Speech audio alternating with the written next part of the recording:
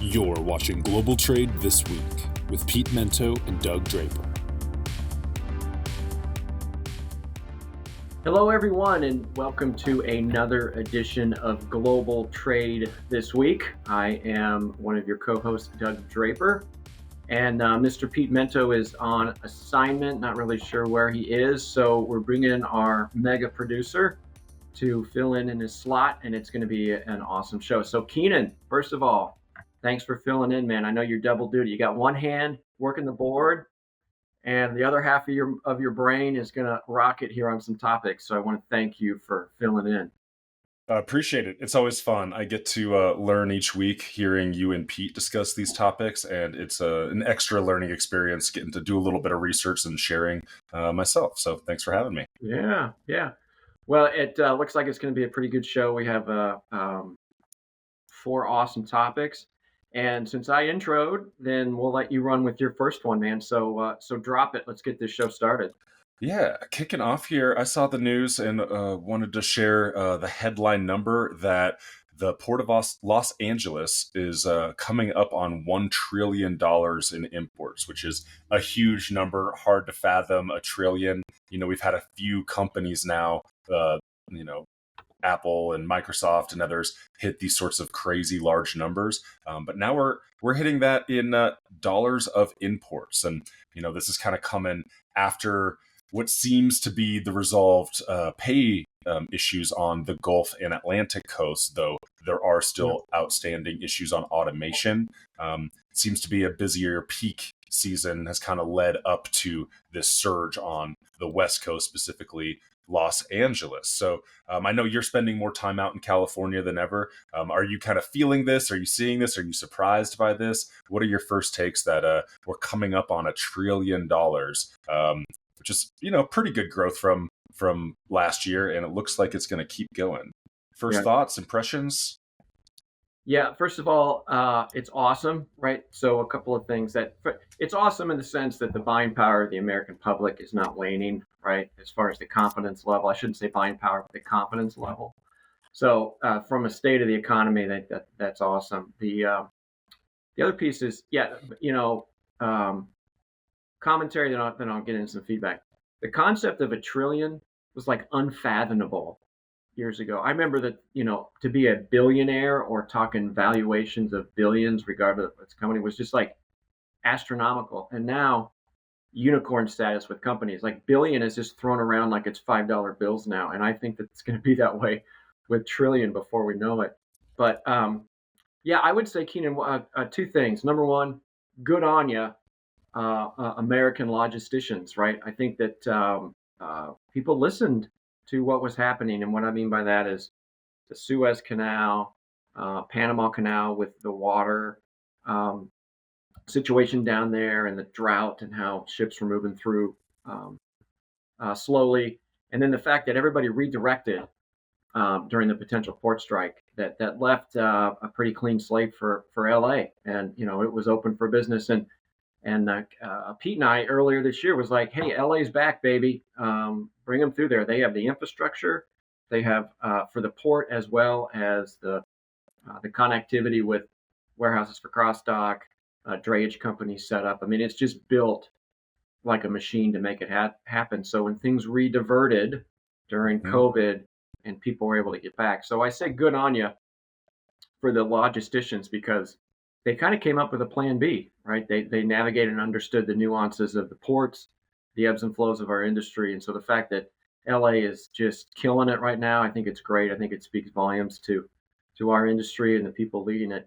Last comment on that, Pete, is that we're going to see how good the planning people are in the organization, because let's listen to see what the news stories are in Q1. And if it's like, oh my God, there's not enough inventory, that's a red flag. Or, oh my gosh, there's way too much inventory, that's a red flag. So I think the logisticians got through it. Good on you. And we'll see what the planning and forecasting team is like, because their time is coming up here in Q1. So I love it. I think it's great. Absolutely. Yeah, just kind of in closing, wrapping up, I think it kind of speaks to what you and Pete were discussing recently about maybe some lessons had been learned from the COVID era, where some of these planners, while it's not an easy job, they are taking it a little more proactively and trying to, avoid a potential strike on the East Coast. It did happen a few days. It wasn't catastrophic in weeks or months and ongoing, but some of these people were prepared and were moving already to the West Coast ahead of time. So encouraging to see. Yeah, we'll see how January and everything rolls around. Yep. Very cool. So, all right. Well, my first topic is one that pops up and down, especially with the freight forwarding community, is specific to Forward Air, right? With the Omni Logistics acquisition, gosh, I think it was 18 months ago now. It's been a roller coaster ride over there with leadership changes on the C-suite and trying to integrate those two companies. And I didn't realize this, Pete, but I think, or I don't think, but I know Forward Air at the last minute was trying to back out. Like, I think this may be a bad call. So here we are, fast forward into Q4 2024, and it sounds like there's some investment bankers that are getting together to see what they can do to sell this thing and move on. I know there's been a lot of pressure from some big stakeholders in the organization to kind of say, all right, let's just shut it down, boys, and shut it down in the sense of their current operating environment. You're not shutting the company down, and let's look for a buyer. So you and I were talking just before this, Keenan. I'm trying to figure out who is going to buy the company, right? And I'll tell you who I think is a strong contender. But here's the deal with Forward Air, for those that you don't know. It was a agnostic line haul service provider, primarily to the freight forwarding industry, right? So if you had something that needed to get from, say, Denver to Nashville, Tennessee, and it needed kind of an expedited ground service, Forward Air was your guys. When I was at the forwarding side of my career, they only serviced. They were a service. They sold services to service providers. They didn't go out and target direct consumers. So if I'm a freight forwarder and I'm working with whomever, or another LTL company that needs something expedited, I could go to Forward Air. I would have trust that I could tender my freight to these guys, and they wouldn't poach the freight because there was other freight from other customers, right? When they bought, so there was a comfort level, and their core base was selling a service to service providers, which is a good business model in my opinion. When they bought Omni, it'd be like, whoa, hold on a second. These are going direct to consumers, and my product is going to be on your dock. And are you going to poach my customers? So I think that was the perception.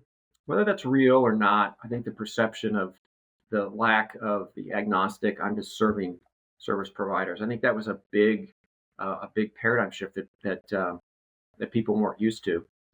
So my point is, like, what company out there is similar in service offering, because that's the group that's going to reestablish the credibility with Forward Air. That's the group that's going to enable the forwarders and the other service providers to tender freight to Forward Air without fear of their accounts being poached.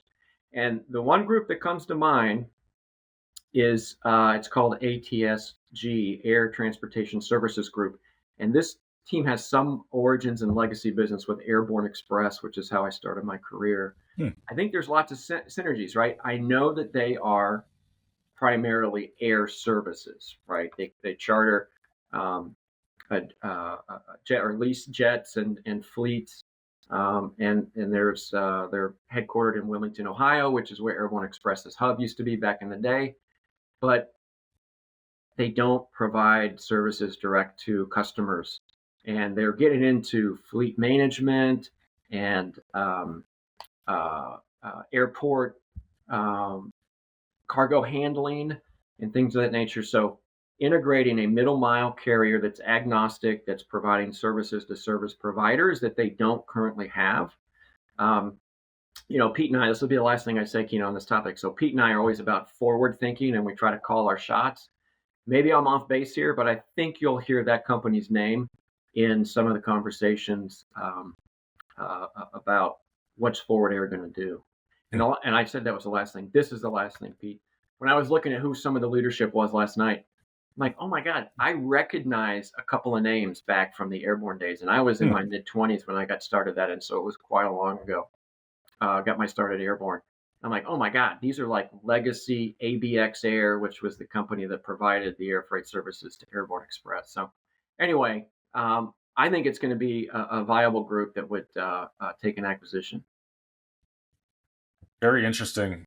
Occasionally we'll see some companies split off, a forwarding division or some sub mode of transportation, though I feel like overall we've been seeing a bigger trend of more acquisitions or merging or growing. So sometimes companies right size or reallocate, but it feels like the overall trend is kind of getting bigger and chunking up. And yeah, very interesting about some of these niche roles within it. And are they going to start going after, end customers? Are they going to lose that trust? Are they totally changing their models? Are they still going to try to go after other service providers and kind of be that service provider?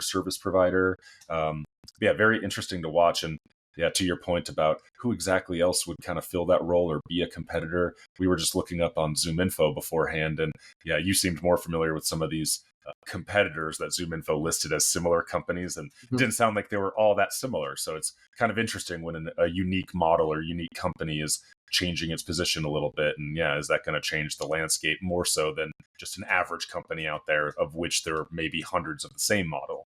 Yeah, yeah, that'll be fun. Fun to watch. So, Keenan. So, this is one of my favorite times of the show, and Absolutely. we're here already at the 11-minute mark. So we're hounding this show right now. But it's halftime. Keenan, it's brought to us by your company. Thank you very much, Cap Logistics. So we encourage all our listeners to check out Cap Logistics for their service offerings. We really appreciate it, and you're a multi-talented individual, Keenan. So I appreciate that with hosting, pushing the buttons, and pulling the levers. So thanks for that. All right. Let's see. Why don't you go first on your halftime, and then we'll keep the cadence going with the show. Yeah, absolutely. It seems like we have a similar theme for halftime involving some college students.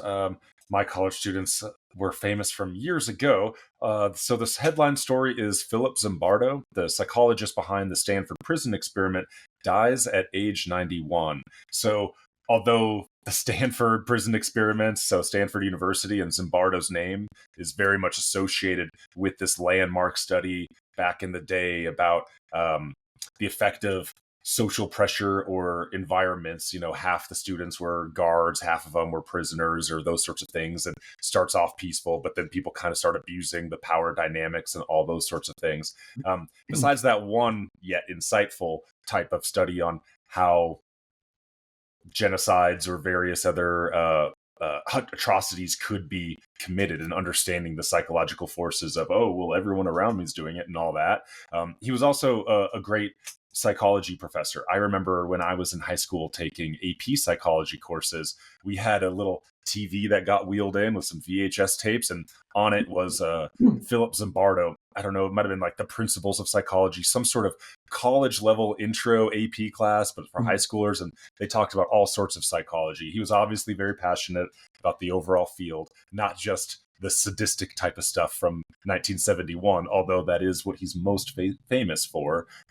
And maybe some of those cautionary tales catch our attention because they are the most dangerous and maybe insightful about, oh, maybe there's a little bit of that latent potential in me. If I was in a weird, prison guard experiment type scenario, how would I act? Makes you think. Also just lets you learn a little bit more about people. But Professor Philip Zimbardo has passed away at the age of 91, and his contributions, both with the prison experiment and other teachings of psychology, will be remembered. Yeah. I can't remember the name of it, but I think they did a movie or they might have about that. I think it was more than maybe it was a documentary. I don't know. I remember seeing it, but it's one of those deals when I was at University of Kansas in Fraser Hall. And if anybody knows KU, and it's an iconic building on campus with two flags on the top. It looks very majestic. And if you go inside, it's very sterile. It's like a 1960s building with polished cinder block walls, And I remember being in there in one of my psychology classes, learning about him, and like, wow, this kind of blew my mind as far as is this what psychology is about? I kind of like this. So I have visions of being in a polished cinder block room in Fraser Hall in Lawrence, Kansas, learning about him. So you brought back some positive and negative memories there. So, well, hey man, here's mine. It's again, college students. So I love this.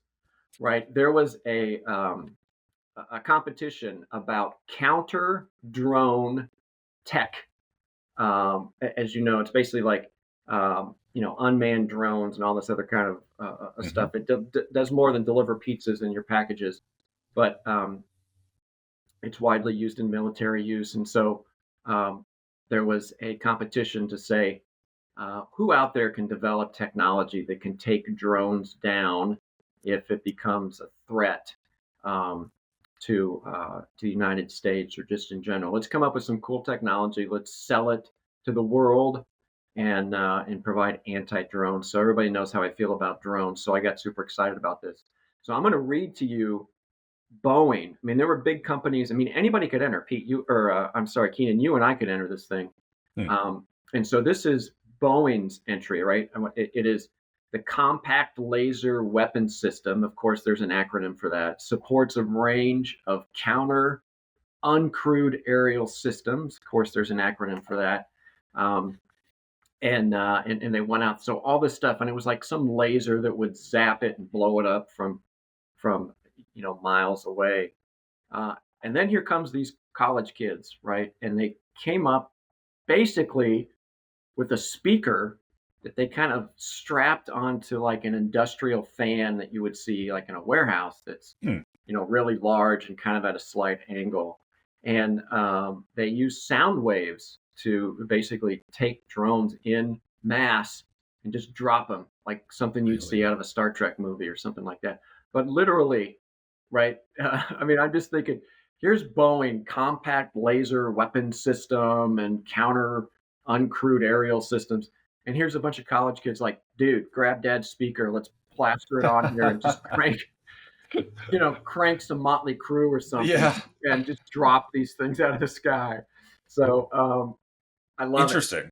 Yeah, Yeah, you have me curious. I want to look that up or send me the article. Are they removing like the air pressure so like they just drop? Like it's no they no longer have like the pressure to push down on, or I'm curious how that actually works. Pete, I'm a sale, or I'm Scott Keenan. I'm so sorry. So So I'll be an honorary Pete today. It's okay, a yeah. compliment. Yeah, I apologize. So I'm a sales guy. So I read enough of the article to get what I wanted out of it, which Yep. was blowing drones up. So I don't know that. So that's one. And then number two, when I was playing around with, there was a paywall that really got into the meat and potatoes, and I'm like, I'm not Gotcha. trying to jump this paywall. So I will send you the information, and you can do a deeper dive and maybe put something in the show notes or whatever. But Yeah. yeah, I was just kind of the surface level story. I got so excited about a competition to blow drones up out of the sky. But I good mean, questions that I don't have answers to. I like uh the overall premise too of Boeing and some of the world's best scientists and budgets all thinking a certain way, and it's high tech and effective. But I like that there could be some dynamic game changing type idea, whether it's Motley Crue or some other technical waveform being pushed out of a speaker that just removes Yeah. the air underneath their wings. Kind of reminds me of, I'm not a big sailor. Pete would maybe have heard of this, and maybe there's a term. I know if you're in the Caribbean, you have to be careful. If you start seeing a bunch of like bubbles and air moving up, you've got to get your boat away from those Hmm. air bubbles, because if a bunch of air bubbles start leaking up from the bottom of the ocean, it'll reduce the buoyancy of the water and the boat could just sink down Whoa. until there's no longer air bubbles, and then you're just swallowed by the ocean. So I'm imagining something kind of like that, but in Mhm. air. Yeah, please send me the link. I'll have to dive in and figure out how to defend my home against the onslaught of Oh, drones that are inevitably coming. yeah, that's great. Well, to your point, that's why they do this kind of stuff, right? Is they find creativity in the masses and don't Hmm. have to spend gazillions of dollars and five acronyms that you have to sift through to understand it. So I love it. Absolutely. Good. All right. Well, Keenan, thank you, and thank Cap Logistics for helping us out with halftime. It's much appreciated. So let's keep this thing rolling. Go into our second half. So, what's your second topic? Yeah, so for the second topic, got the story from The Economist, why the West faces new inflation fears. So over the last several years, America and Europe have been similar in their economic positions and kind of moving in lockstep, both experiencing some inflation. Now we're coming to a point where America's central bankers aren't celebrating, but they're like behind closed doors, maybe celebrating the fact that the sharpest rise in borrowing costs, the rates, have appeared to help slow down inflation, which had been very high, Mm. without fully causing a recession or a sharp rise in joblessness. We still have some inflation here in America, but it's seemingly under control according to central bankers and other experts. Whereas on the other side of the Atlantic, in Europe, inflation's a little bit lower, but the economy's a little more cool than they would have wanted it. Maybe they acted as aggressively as America did, but they didn't have as much growth or as much inflation. So while it's still, somewhat good, they're maybe cooling in their economy compared to America. And so now we're going to have some kind of different pressures and actions here ahead of us as we're choosing what to do going on. And, maybe it seemed like we had similar issues with inflation over the last couple of years, but as this article describes and matches with what I remember hearing over the last couple of years, Europe has been much more impacted by the energy costs of Russia invading Ukraine, and then whoever it was blowing up the Nord Stream 2 pipeline, taking away the more cheap and affordable energy from Russia into Germany and other European states. So they're now facing, okay, we don't have cheap energy. We've pulled back on inflation, but now, like, are we growing? You don't want inflation too low, and you definitely don't want major recessions or deflation and shrinking of the economy. So just thought it was interesting. Different countries do have different situations, whether it's labor force issues or energy issues, that all kind of add up towards what is it that we need to be doing as an economy. And sometimes different groups have similar interests. And now it seems like Europe and America might be having a little bit of a divergent split of our economy is still growing. We still have people, strong job market, still growth, but Europe may be having a little bit harder time in the next couple of years. Does any of that resonate with you, or things you've heard, things you're curious about? Yeah, it's a good point, good observation, right? And I'm sure that there's some trepidation. Really, everybody was thrown into the same chaos, right, with inflation. And this is just kind of an example of how people are emerging differently, each country and region.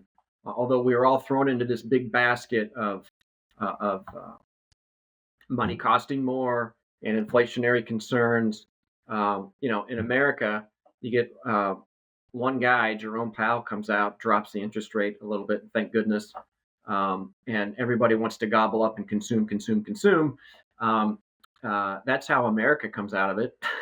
It's like one guy says one thing, and there's a couple of good trends, and everybody flips the switch. Where other parts of the world, because of external forces, like you said, energy being a big one, are just emerging differently. Maybe there's a little more trepidation and doing things a little bit more calculated and careful.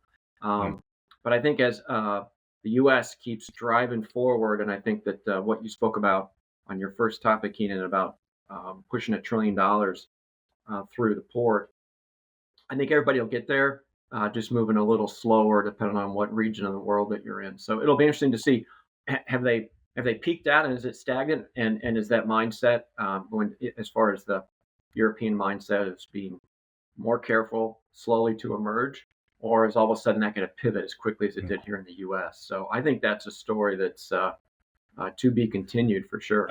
I think you're right. Kind of in closing, you're reminding me, this sort of touches on a topic you and Pete covered 2 weeks ago about the consumer confidence in Europe.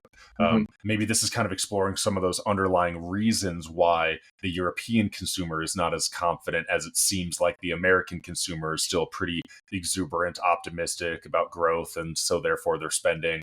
And like a lot of these issues in economics, there's a little bit of the chicken or the egg type thing. Europeans may be rightly cautious because of energy costs and different issues, slower growth type of deals. But then, sometimes the irrational exuberance of Americans or a country in our position where we're still spending and doing things kind of creates then more economic opportunity.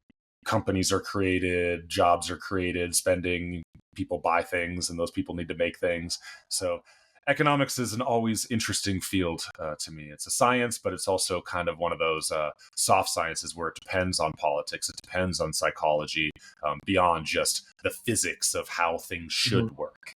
Yeah. Irrational exuberance. I love that. Right.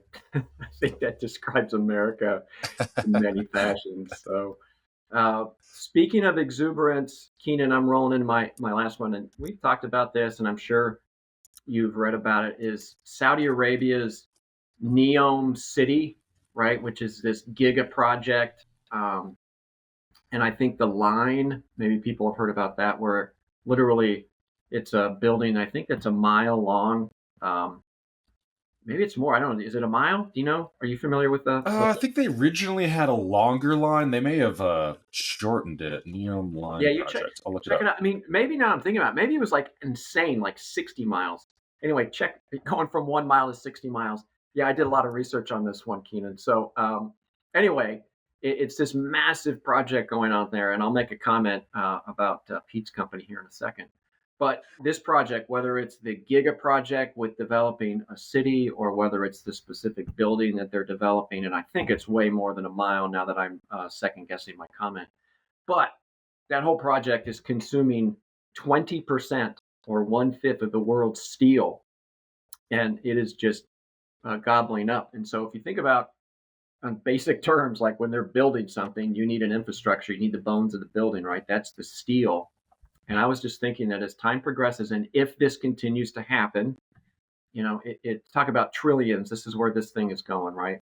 Um, the next step is what's the next step in building, and all of the consumables and the things. So steel, 20% of the world's steel is being consumed now. What's the next building materials that will be needed to facilitate this project? So my point here is I think that there is going to be a strain on building materials if this project continues to move forward, as Saudi Arabia has committed. And so it'll be interesting, this ripple effect of what is consumed when building massive structures, because this is the biggest project ever in the history of the world to this caliber, right? So it'll be interesting to see. And then we spoke about this, but DSV and NEOM project. DSV is the official logistics partner, right? And it's like it's a partnership where NEOM is a 51% owner and DSV is a 49% owner. So talk about a logistics challenge, excitement, opportunity. I think DSV put themselves in a good position to align here. If this project continues to maintain, I just don't know if it is viable. This thing. So I would encourage people to check out NEOM, the line, and learn more about it. It's just fascinating with what's going on out there. And it's designed that Saudi Arabia needs to come up with a second option as beyond energy and oil and petroleum. So anyway, in your research, just in the last 3 minutes, Pete or Keenan, I am so sorry. What is the length of the line? Yeah. So the original plan was to build 110-mile long line way off by 2030, but you may be closer now. That ambition has since been scaled back, at least with the timeline, where they're now planning on finishing 3.1 miles by 2030, but they still want to do all 170 kilometers or the full 110 miles, but that timeline's been pushed back to 2045. And so this kind of is an example of, unlike the auto industry or maybe skyscraper construction type things where around the world demand goes up and down in different types of growth patterns and reacting to prices and different things like that. This is much more centrally decided, where it is kind of the royal family of Saudi Arabia making this happen. And to your point, they are trying to reinvest the large sums of money they've received from oil and Saudi Aramco and that whole oil industry, and they are investing it in other clean energy projects, both on the generation side, and I think a lot of this line has to do with different sustainability aspects in construction, right? So there's probably solar and things like that involved, but how can they do cool passive? air conditioning or water filtrations. I think they are investing in some of this next generation type stuff. So while it is probably very expensive and plans have dramatically changed from 110 miles down to 3.5, at least by a 2030 timeline, there is a unique role for projects like this with a well-funded visionary type group making the decision. They're not just building this because they only need places for people to live. This is a little bit more aspirational of how could people live. So hopefully some cool technologies and things are created, developed, produced that then are able to impact the sustainability of people living elsewhere, not just in the desert with the line. But yeah, a lot of steel, a lot of concrete, I imagine, a lot of resources required for something on this scale. Yeah, for sure. And you make a good point with the sustainability practices, not only during the building, but then how the facility and the line is maintained and the energy consumptions, because it will be a lot. It's kind of hot, Saudi Arabia, if you didn't know that, Keenan. Very hot. Also, I think they're trying to, increase the density of population while also having like a certain quality of life to all of that. So it'd be interesting if they figure out some cool stuff along with this project. Absolutely. Yeah, good deal. Cool. Well, we come to the end. Keenan, thank you for jumping in, and I think it was a pretty good show. We did a great job with lots of different topics that kind of flowed together a little bit. And kudos to college kids and the Stanford prison experiment. So we may do this again, Keenan, to have you involved running the show. So we shall see. And I want to thank everybody for listening and joining us this week on Global Trade. Always comment. We appreciate your comments. Good, bad, indifference. We love to hear from you. So, Keenan, have a good one, my friend. Thanks for joining Global Trade this week.